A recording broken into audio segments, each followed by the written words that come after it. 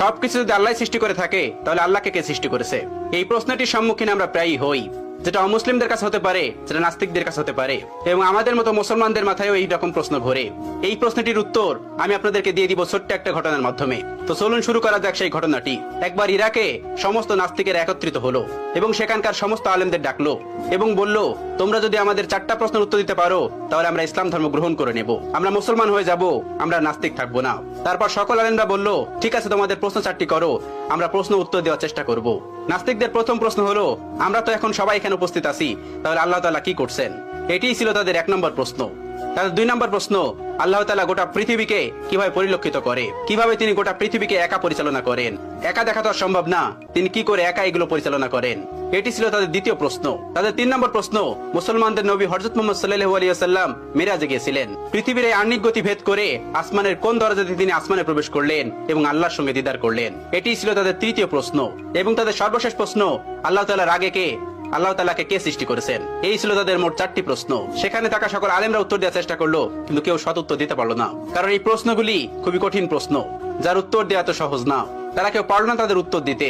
ওই সবস্থল থেকে কিছুটা দূরেই ইমামে আজম আবু হানিফা রাহমাতুল্লাহর বাড়ি ছিলেন। আপনারা অনেকেই জানেন, ইমাম আবু হানিফা রাহমাতুল্লাহ কাপড়ের ব্যবসায়ী ছিলেন। তো শহরের পাশেই তার বাড়ি ছিলেন। তার কানেই খবরটি গেল। তিনি জানতে পারলেন সবস্থলে এই ঘটনাটি ঘটছে। তিনি দ্রুত বাড়ি থেকে বের হয়ে সেই সবস্থলে উপস্থিত হলেন। তার বয়স তখন মাত্র 13 বছর। তখন তিনি 30 পারা কোরআনের হাফেজ। তিনি সেখানে উপস্থিত হলেন এবং তিনি পিছন থেকে বললেন, আমি তোমাদের এই 4টি প্রশ্নের উত্তর দিতে চাই। সবাই সেখানে অবাক হয়ে গেল, এই ছোট্ট বাচ্চাটি এই কঠিন কঠিন প্রশ্নের উত্তর দেবে? অবাক হয়ে তাকে ডেকে নিল এবং বলল, তুমি আসো। তিনি বললেন, আমি তোমাদের এই সকল প্রশ্নের উত্তর দিব। সবাই রাজি হলেন। তিনি বললেন, প্রশ্ন কে করবে? একজন দেখিয়ে দিলেন, ওই যে মঞ্চে যে বসে আছেন উনি প্রশ্ন করবে। চেয়ারে বসে থাকা ওই লোকটিকে আবু হানিফা রাহমাতুল্লাহ বললেন, তুমি যখন আমাকে প্রশ্ন করবে তখন তুমি আমার ছাত্র, আমি তোমার শিক্ষক, তাহলে আগে তুমি আমাকে ওই চেয়ারে বসতে দাও, আর তুমি নিচে দাঁড়িয়ে আমাকে প্রশ্ন করবে। উদ্ভট হলেও এটি তারা মেনে নিয়েছিল। আবু হানিফা রাহমাতুল্লাহ চেয়ারে গিয়ে বসলেন এবং ওই নাস্তিকটি নিচে এসে প্রশ্ন করলো। প্রথম প্রশ্নটি ছিল এরকম যে, আল্লাহ তাআলা এখন কি করছেন? আবু হানিফা রাহমাতুল্লাহ তীক্ষ্ণ বুদ্ধি সম্পন্ন একজন মানুষ ছিলেন। আল্লাহ তাআলা তাকে অনেক হিকমত দিয়েছিলেন, অনেক জ্ঞান দিয়েছিলেন। তিনি উত্তর দিলেন, আল্লাহ তাআলা এই মুহূর্তে তোমার মতো বেকুবকে চেয়ার থেকে নামিয়ে আমাকে চেয়ারে বসিয়ে দিয়েছেন। এটি ছিল 1 নম্বর প্রশ্নের উত্তর।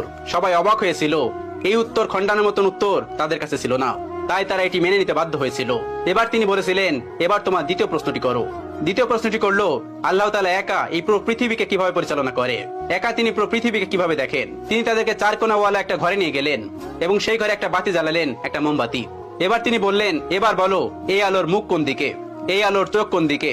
তারা কোনো উত্তর দিতে পারলো না। তারা বলল, এই আলো তো ছড়িয়ে পড়েছে। তিনি তাদেরকে বললেন, আল্লাহ তাআলা নূরের তাজাল্লির মাধ্যমে গোটা পৃথিবীতে এভাবে ছড়িয়ে রেখেছেন এবং তিনি সবকিছু দেখতে পান এই নূরের মাধ্যমে।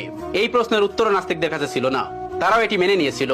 তৃতীয় প্রশ্ন করা হলো, হযরত মুহাম্মদ সাল্লাল্লাহু আলাইহি ওয়াসাল্লাম পৃথিবীর আহ্নিক গতি ভেদ করে আসমানের কোন দরজা দিয়ে আল্লাহর সঙ্গে মেরাজ করতে গেছিল?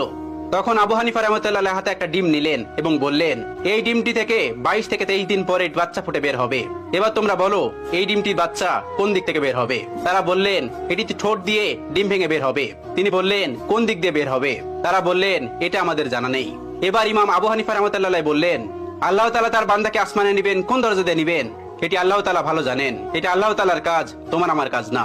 আসমান তার, আসমানের যে কোনো জায়গা দিয়ে তার নবীকে আসমানে নিতে পারেন। চতুর্থ প্রশ্ন, যেটি সব থেকে গুরুত্বপূর্ণ, আল্লাহ তাআলাকে কে সৃষ্টি করেছেন? আল্লাহ তাআলার আগে কে? ইমাম আবু হানিফা রাহমাতুল্লাহ বললেন, তোমাদের মধ্যে কি এমন কেউ আছেন যিনি অনেক ভালো অঙ্ক করতে পারে? তখন একজন বললেন, হ্যাঁ আমি পারি। তখন তাকে বলল, তুমি 1 থেকে গুনতে শুরু করো।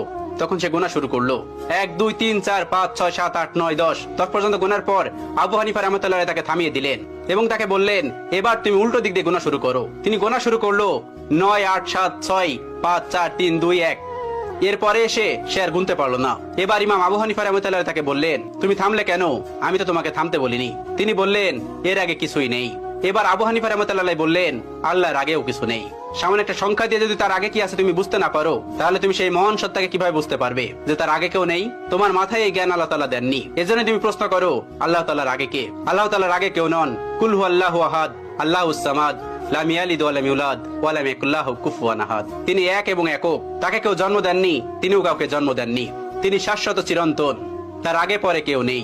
এই ছিল আবু হানিফা রাহমাতুল্লাহ প্রজ্ঞা এবং জ্ঞান, যেটি দিয়ে তিনি পুরো পৃথিবীকে আলোকিত করে রেখেছিলেন তার জ্ঞান দিয়ে। এখনো তার কিতাব, তার দর্শন দিয়ে মানুষ ইসলামকে পরিচর্যা করে। আল্লাহ তাআলা আমাদের সকলকে ইসলামের পথে থাকার তৌফিক দান করুন, ইসলামের পথে চলার তৌফিক দান করুন, ইসলামের বিধানগুলো মানার তৌফিক দান করুন।